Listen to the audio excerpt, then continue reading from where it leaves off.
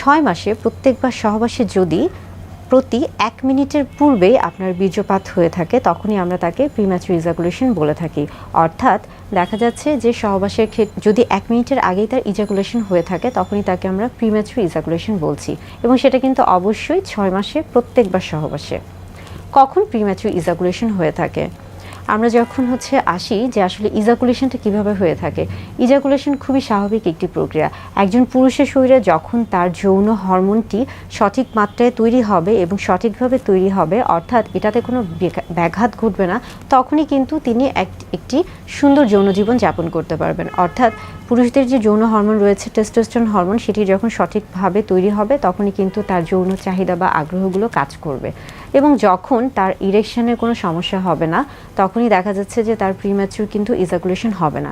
কিন্তু যখন দেখা যায় যে এই যে টেস্টোস্টেরন হরমোন তৈরিতে সমস্যা বা তার ইরেকশনে বাধাগ্রস্ত হচ্ছে বা সে অন্যান্য কোনো না কোনোভাবে শারীরিকভাবে বা মানসিকভাবে বাধাগ্রস্ত হয়, তখনই তার কিন্তু প্রিম্যাচুর ইজাকুলেশন হয়ে থাকে।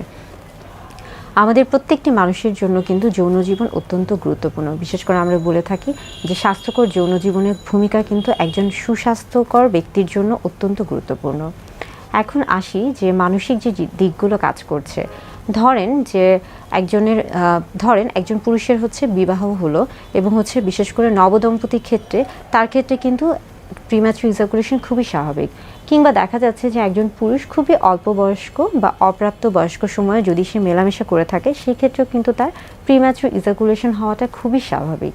আবার পাশাপাশি দেখা যায় যে দীর্ঘ বিরতিতে যদি কেউ সহবাস করে থাকে তাহলে তার ক্ষেত্রেও কিন্তু প্রিম্যাচুর ইজাকুলেশন খুবই স্বাভাবিক। অর্থাৎ এই প্রত্যেকটা ক্ষেত্রে কিন্তু প্রিম্যাচুর ইজাকুলেশন হওয়াটা অত্যন্ত স্বাভাবিক একটা ব্যাপার। আবার দেখা যাচ্ছে যে একজন পুরুষ যখন সারাদিন বেশ কিছু মানসিক চাপে থাকে, অর্থাৎ সারাদিনের ক্লান্ত শরীর এবং অনেক কাজে সে ব্যস্ত থাকে, কিংবা এমন কোনো চাপে থাকে যেটা কিনা হয়তোবা সে কারোর সাথে খোলামেলাভাবে বলতে পারছে না, অর্থাৎ তার মধ্যে কিন্তু সবসময় একটা মানসিক যন্ত্রণা কাজ করছে, সেই ক্ষেত্রেও সে যখন সহবাসে লিপ্ত হতে যাবে সেক্ষেত্রেও দেখা যেতে পারে যে সে তার প্রিম্যাচুর ইজাকুলেশন হতে পারে। এটা খুবই স্বাভাবিক একটা ব্যাপার। আবার শারীরিক দিক থেকেও যদি আমরা আসি যে সে অনেক বেশি ক্লান্ত, হয়তোবা সে সঠিকভাবে বিশ্রাম নিচ্ছে না, তার ঘুমের প্রয়োজন রয়েছে, সেই কাজগুলো ঠিকমতো করছে না, বা তার যে খাদ্যাভ্যাস রয়েছে সেগুলো সে ঠিকমতো করছে না, সেই ক্ষেত্রেও কিন্তু প্রিম্যাচুর ইজাকুলেশন হওয়াটা খুবই স্বাভাবিক একটা ব্যাপার। প্রিম্যাচুর ইজাকুলেশনের ক্ষেত্রে আমরা সবসময় বলে থাকি যে ধরুন আপনার মাথায় যদি থাকে, বিশেষ করে পুরুষদের ক্ষেত্রে অনেকের মধ্যেই থাকে যে আগে থেকেই চিন্তা করে যে হয়তোবা আমাকে অনেক বেশি সময় মেলামেশা করতে হবে, এই সময়টা অনেক বেশি হতে হবে, এই যে একটা ধারণা, একটা নেতিবাচক ধারণা থেকে সে কিন্তু সহবাসে লিপ্ত হওয়ার চিন্তা করছে।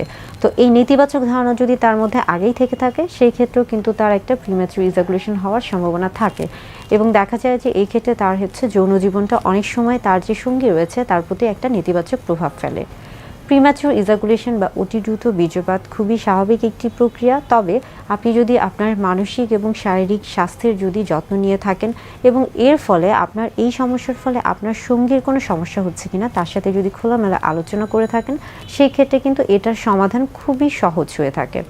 প্রিম্যাচুর ইজাকুলেশনের ক্ষেত্রে আমরা বলে থাকি যে আপনি যখন যৌন মিলনে যাবেন বা আপনি যখন সহবাসের জন্য একটা প্রস্তুতির মধ্যে যাবেন, সব সময় আপনার যে সঙ্গী রয়েছে তার সাথে একটা ফোর প্লের যে একটা ব্যাপার থাকে, বিশেষ করে তাকে একটা নিজের মতো করে একটা সময় দেওয়ার চেষ্টা করুন, বা তার যে আগ্রহ বা তার যে উত্তেজনার যে বিষয়গুলো রয়েছে, যে তার যে বিষয়গুলি ভালো লাগে সেই বিষয়গুলি নিয়ে খোলামেলা কথা বলুন, দুজন মিলে একটি ভালো সময় কাটান।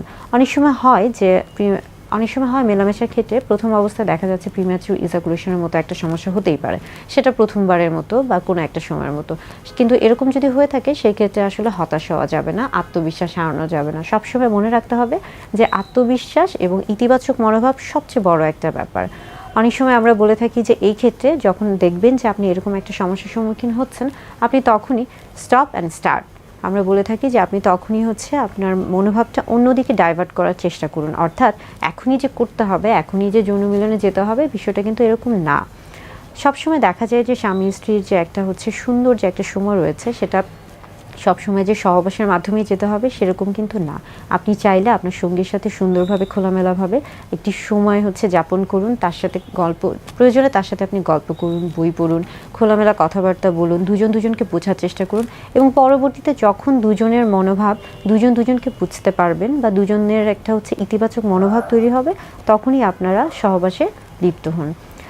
অর্থাৎ প্রিম্যাচুর ইজাকুলেশন খুবই স্বাভাবিক একটি জিনিস, এটা নিয়ে ভয়ের কিছু নেই। তবে দেখা যায় যে অনেকে এরকম কোনো সমস্যা হয়তো বা একবারের মধ্যে ভুগেছেন বা 2-3 বার, তখনই দেখা যায় যে তারা বিভিন্ন ধরনের ফার্মেসির দোকান থেকে বা কারো কাছ থেকে শুনে বা বিভিন্ন রকমের ভুল চিকিৎসা করেন অথবা বিভিন্ন রকমের অপচিকিৎসা করে থাকেন, এবং এর ফলে দেখা যায় যে পরবর্তীতে তার কিন্তু বিশাল একটা শারীরিক সমস্যার তৈরি হতে পারে, এবং অনেক সময় দেখা যায় পরবর্তীতে হয়তো বা বন্ধ্যাত্ব বা এরকম কোনো সমস্যাতেও ভুগতে পারেন। তাই এরকম যদি আপনি মনে করেন যে আপনার প্রিম্যাচুর ইজাকুলেশনের সমস্যা আপনি ভুগছেন, তাহলে অবশ্যই আপনার সঙ্গীর সাথে খোলামেলা কথা বলুন এবং অবশ্যই একজন বিশেষজ্ঞ চিকিৎসকের পরামর্শ নিন।